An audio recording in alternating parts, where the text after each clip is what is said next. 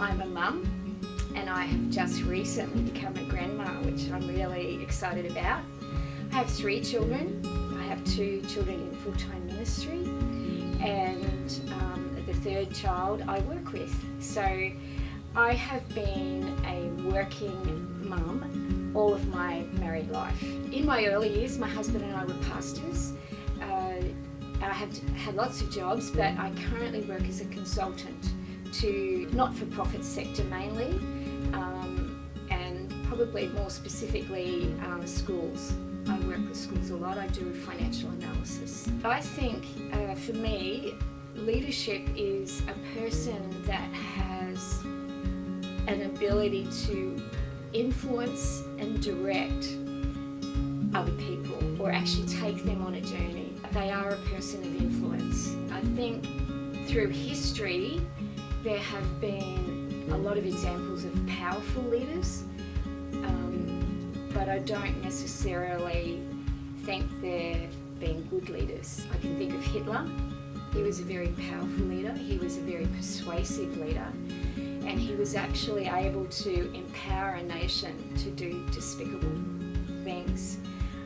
So he's an example of what leadership can do, but I wouldn't call him a good leader.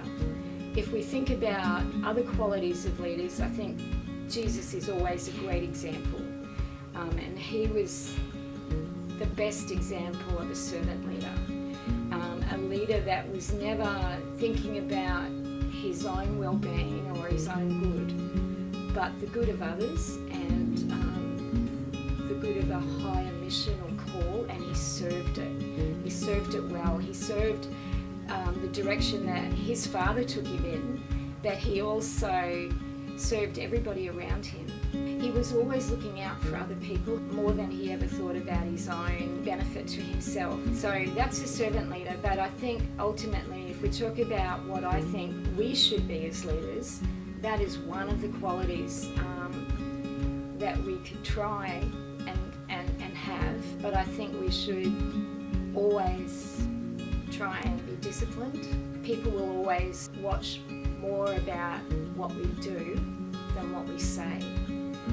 Telling people what to do works short term, but being a great example of the way we should live will be the thing that leads people most effectively. How do I value others in my leadership role?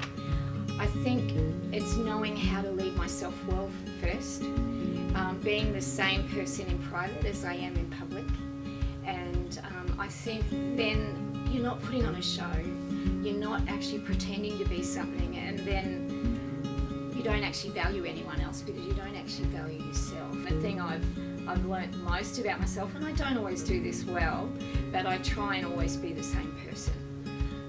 I don't have a different face for different things, and I think when you do that for yourself, you do it well for other people, you value them well. I think everyone needs to be treated equally. No one is better than anybody else. Just because you may be in a position of leadership, that doesn't mean that you're better or more significant. We all have a role to play, and we should value each person in the team. I think bringing somebody along in your vision is actually being somebody that shows other people what you're made of and who you are. And I think that speaks louder than anything you say to somebody they should do. I think our example is always leading somebody else. I can remember my husband used to say to our children when they were young, never think that you're not leading. You are always influencing somebody else around you by what they see you do.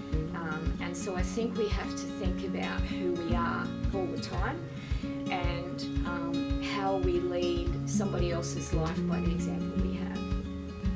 Reading is such a great teacher, especially books on leadership. Be around people that are good leaders and observe them and watch. And if you want to be a leader, that's probably the way I think you can learn the most.